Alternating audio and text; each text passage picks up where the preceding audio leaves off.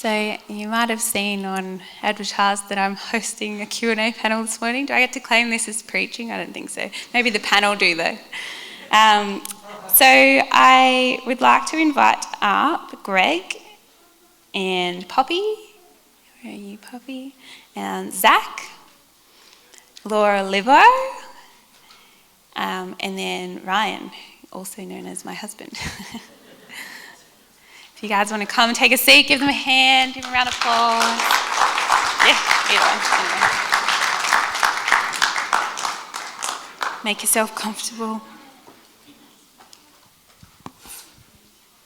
Okay. Well, we'll start with you, Greg. I already talked with you before.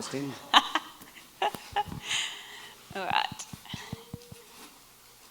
This is our message today, everybody. So, enjoy hearing the stories of people here at Mayfield. I guess one of the words on our wall is grow, right? We don't get to grow together if we don't know each other. So let's get to know some people. Alrighty. So, Greg. Is this on? Is it? Can you hear me? We good? Can you hear? Okay. Firstly, let's start off, introduce yourself, your family, where you live, what your job is, where you grew up, in a nutshell. In a nutshell, yeah. So my name's Greg. I feel like it's louder. Greg Badulovich. I live in Hamilton at the moment, and I've been in Newcastle for about 10 years, so I think I'm nearly a local, according to some people, maybe. Single father to a beautiful little girl over there, Leah, and originally grew up on the south coast in a little town called Maruya, and spent most of my school years there, and then joined the Defence Force when I was 17 and 6 months, I think, and spent 5 years in the Defence Force, travelled Australia for 4 years, and then moved to Newcastle. So. And I'm 43 years old, if anyone's wondering. Did that answer them questions? Yeah. Yep. Yeah. Poppy. Hi, I'm Poppy Wallace, and you're not getting my age. My parents were 10-pound Poms, and we went to Perth. And I grew up in Perth and went to university in Perth, met Jim in Western Australia. And we came to Newcastle 2 years ago, 2 and a bit years ago, and came to this church because we were looking for a fellowship that had wide age range and had children's activities, so we could encourage our grandchildren to be part of this community. Cool. Hello, I'm Laura Livingston. I have my parents Simon and Simone. I've got 3 siblings, Mariah, Jaden and Jackson. I'm 13 and I currently go to Hunter Christian School. Nice. Hello everyone. Zac here. Got 3 glorious girls down the back. My wife Sky, then Inda, my oldest, and Elsie, not as old. Grew up in the Blue Mountains, in the mid-Blue Mountains, and moved here in 2000 to start work in Newcastle in 2016. And I'm the head of operations at St. Philip's Christian College, Dynamic Learning, and Young Parents Colleges. Is that it? Is that everything? Nailed it. My name's Ryan. I am Rachel's husband, and I've got 3 little girls, Elodie, Willow and Olive, and I'm not going to try and remember their ages. I struggle to remember their names sometimes. I've grown up in Newcastle all my life, so 33. I do remember the 97 grand final. That was a pretty significant moment. And I'm a chemical engineer by trade. So. Thank you. Alrighty. Another quick one. What do you like to do in your spare time? What are your hobbies? I enjoy a bit of fishing, so in my spare time, pretty much I've fished all my life, but since I've been a Christian, that's sort of taken, what would you call it, secondary, I guess. I've played rugby league most of my life. I kind of wish I hadn't now because the body's not liking it at this age, but Yeah, I mean, it was fun at the time, always is. Yeah, just basically, I enjoy just being productive, even when it's raining or whatever. I just make sure that I'm, being productive in my faith. If I'm not in the Word, I like a bit of YouTube. So there's a lot that YouTube can offer as far as learning more about our Saviour. And yeah, so yeah, pretty much fishing and a bit of rugby league. Leah and I like doing a bit of metal detecting as well. So we go down to the beaches and we sweep the beaches and find all types of coins and jewellery. And we don't necessarily go out to be rich or anything, but we just enjoy like the hunt. So we'll even if we like scan a bottle top or something, we'll pick it up and chuck it in the bin. So, but we enjoy doing it. That's certainly a good pastime if nothing's really happening. So. My major interests would be reading, knitting, crocheting, and cooking. Nice. I love sport and just craft, any type of craft. I love it. Yeah. I enjoy playing music, mountain biking, any kind of bike riding really. Anything with engines is also quite interesting. Part of a land speed racing team that we're going to attempt the world's fastest diesel truck next year in South Australia. So we've failed every other time, so don't get too excited. And I like building things, but I'm pretty povo, so I don't like spending money on those things. So povo building, I guess. For me, I'm pretty similar to Zac. Riding bikes is one of my hobbies. Fathering 3 girls. I don't know if you can call that a hobby. You're not part of a land speed record team, though. Yeah, and I'm a pretty avid motorsports lover, so yeah, any chance to watch it or go to an event is always high on the list. So. All right. Greg, how did you become a follower of Jesus? So back in 2008, I came to the Lord. I was not brought up in a Christian surrounding, so we didn't sit around and study the Bible and do the simple little things, offering everything to the Lord. So pretty much from the age of accountability to the age of 28, I was, searching. Subconsciously, I was searching, but, I had the weight of the world on me and not understanding, why things happen with suffering and that type of thing. So I was actually saved listening to a Christian radio station, and I was driving a truck at the time, and there was a preacher preaching a sermon on suffering, and he pretty much said, it felt like at the time that the sermon was for me, and it's like time stood still. It's a bit of a weird experience, but yeah. Cut a long story short, I was saved on the side of the road in a truck down in a little town called Nowra. So I gave my life to the Lord then, and pretty much from that time until now, obviously there's a lot of work to be done, but it's ongoing. But yeah, that's it in a nutshell. I was fortunate enough to have a Christian upbringing and parents who were heavily involved in Scripture Union and all of that sort of stuff. And so I had that environment, that nurturing.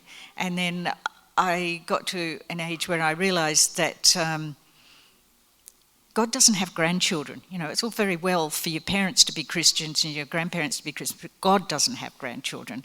And that I would have to make a choice for myself. And I remember being in school, and I'm sure this was an administrative thing. Somebody came in and said, I want you to put your hand up if you're a Christian.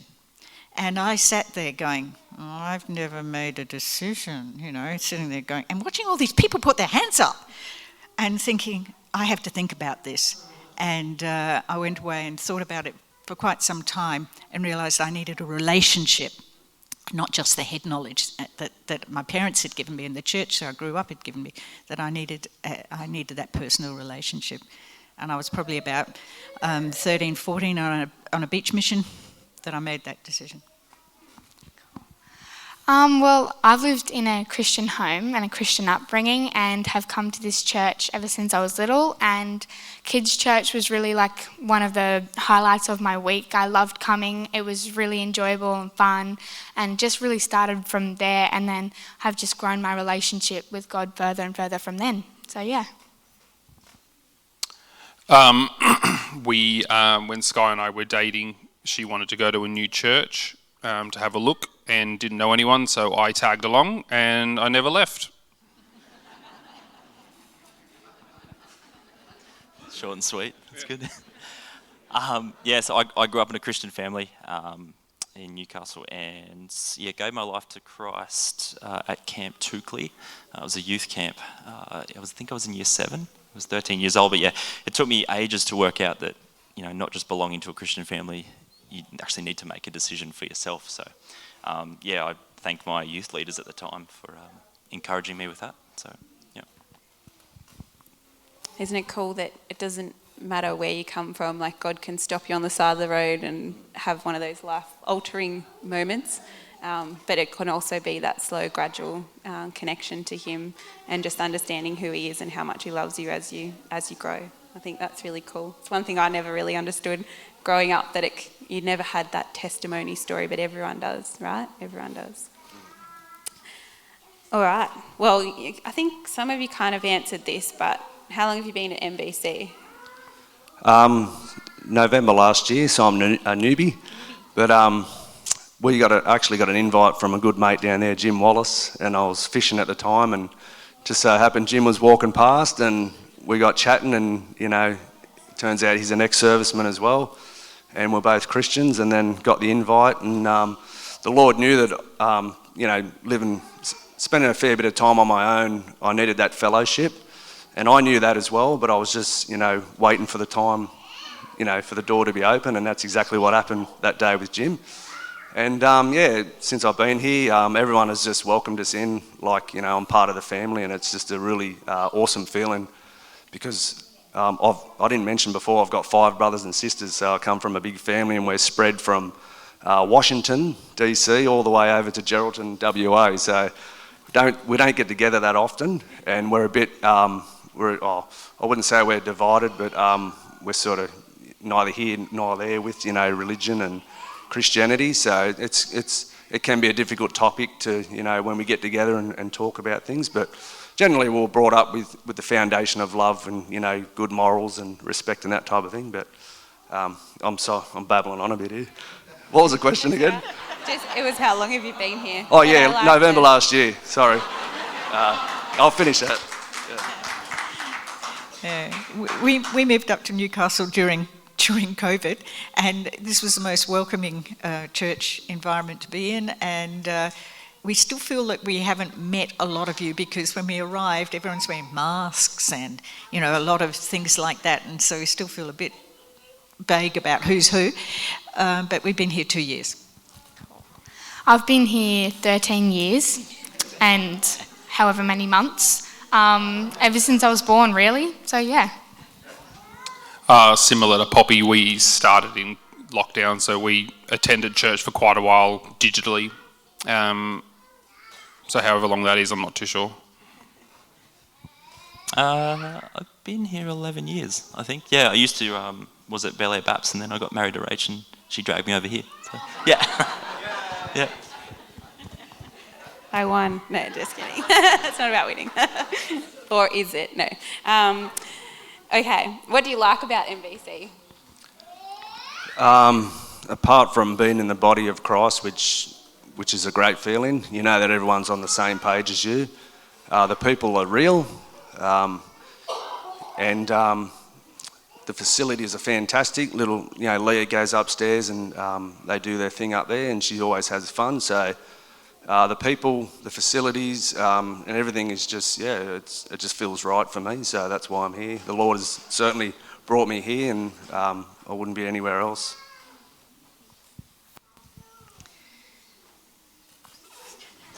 What do you like about MBC? Okay.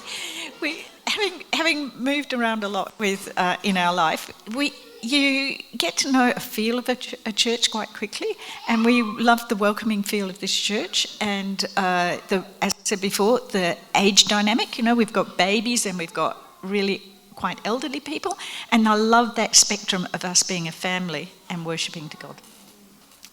For me, I think it's just a community, friends, family, the people, no one's scary for me. They're just beautiful, everyone, and it's just a really great community. The kids program is really good. So, good work, everyone. The music team also, very skilled people on that team, so good work, everyone. And it's also very welcoming. We actually tried this church in 2016 when we first moved up, and the first person who spoke to us was actually Sam. And then when we tried again, came to our first in-person service again, the first person who came to talk to us again was Sam. So there's a lot of consistency in the welcoming team. So shout out to Sam as well. Question. Yeah, that's right.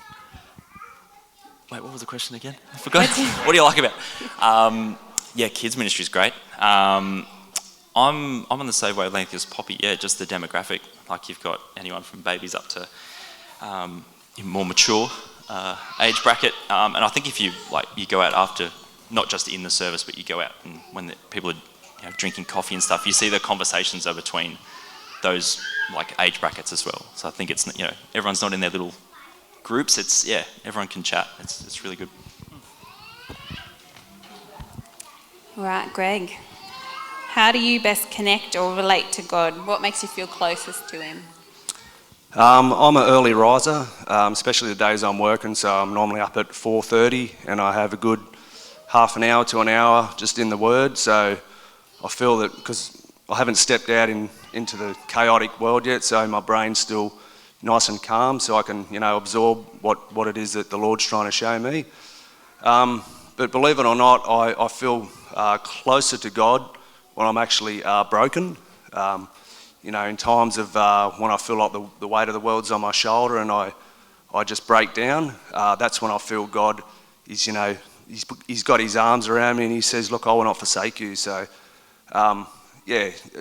we tend to put up that smoke screen a fair bit with, saying that everything's all right, but it's when you're broken, I feel, personally for me, is when God lifts me up. I communicate. I love music. I think that draws you to. And I really appreciate the music team here. And those earworms where you get a song in your head that you can't get out of your head. And I love that feeling that I'll be doing something and that the message is still coming through from the music. I think for me it's more praying, talking. Yeah, I just talk what's on my mind and I just pray to the Lord and that's when I feel closest. Same as Poppy, I guess, with music is always a deep connection for me. Also, if the podcast when a mountain bike riding stops, then you get 20 minutes before you realise I always find my mind sort of drawing to just thinking about God as well. So I should probably do that more intentionally, just thinking out loud. And also, I guess, when I'm just giving my girls cuddles when they're sleepy or going to sleep or something, I always think about how blessed I am with what God's given me as well.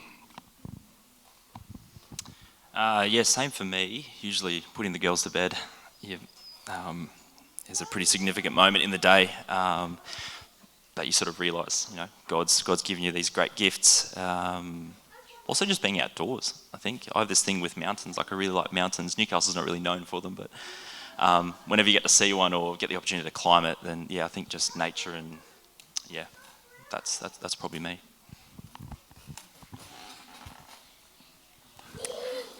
Do you have a favourite Bible verse or passage? Yeah, I've got a couple that are go-to verses for me. I like to read Psalm 23, the Lord is my shepherd. Psalm 91, I've actually memorised that whole psalm, so when I'm out and about and I feel like I'm being attacked, I'll just recite that psalm in my head and word for word. And I like obviously John 3:16, John 14:6. Jesus says He is the way, the truth, and the life. And the book of Proverbs, I found after reading the whole Bible. If I'm looking just for, a pick-me-up, quick little verse, I can generally find it in the book of Proverbs and trying to encourage my little girl to read that one. But she'll get there in due time. But, certainly Psalm 23, the Lord is my shepherd, and Psalm 91. My favourite passage is Proverbs. There you go, Proverbs 5, I think it is, verse 3 on, where it says, "Trust in the Lord with all your heart. Don't rely on your own understanding. In all your ways acknowledge him, and he will direct your paths." Mine is Jeremiah 29 verse 11. It's, "For I know the plans I have for you, declares the Lord, plans to prosper, not to harm you." And that one for me, being young, is really great, knowing that God's got the plans for my life, and everything that's coming, he's planned it, and it's not scary. He's always there, so I like that one. All my Bible verses were stolen.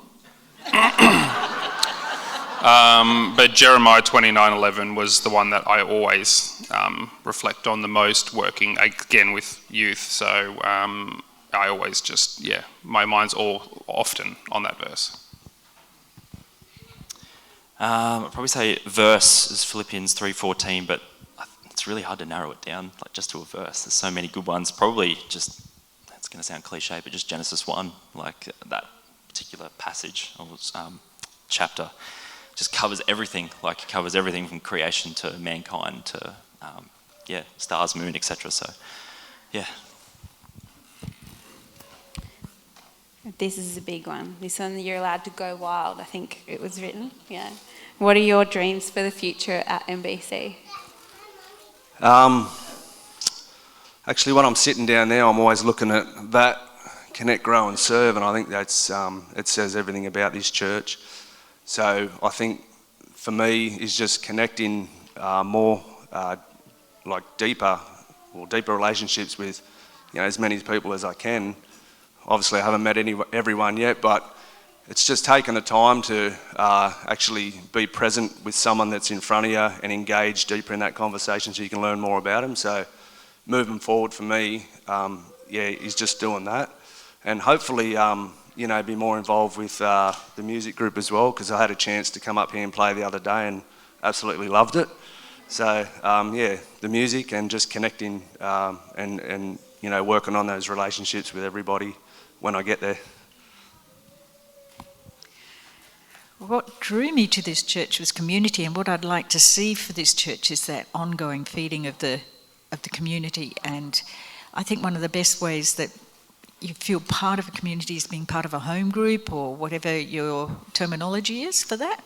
And I just find that that's fantastic. I enjoy that because you can relate at a much closer level. But at the same time, keeping the children's ministry and the young adults so that people can grow through the church and not, there's that hollow where young adults see so much of the world that they forget about what church is about. And if we can encourage people to be maintained through that and utilise that energy within the church, that's my dream. My dream would be for our church to be just basically, it sounds weird, but a massive light, to let it be Mayfield, Australia, the world, just to people, for all of us to be lights, for the church to be lights, to just show people God and what he can do through us, and to show the world. A big brass back line in the music team, some trumpets, some trombones wouldn't go astray. So get your kids practicing those instruments now, it'd be pretty sweet. I'd also like the church moving forward to be a place where my kids can call home, a place that nurtures their faith, a place that's safe for them to ask questions and to build long-term friendships. I think is super important, so no pressure. Yes, same on the kids front, like just seeing my kids grow up and call this place home would be awesome. But also, moving through that really tricky youth to young adults phase, I'd like to see moving forward, whether that be a reintroduction of a night service, getting our youth to sort of lead that, and they're starting to do that already, which is great. But leading that because they're our sort of future leaders coming through. Love to see that. So. Cool. Some ideas there for the leadership team. That's what we really wanted this to be. You guys just tell us what to do. All right, that's all the questions. You guys nailed it. Thank you. Give me a round of applause.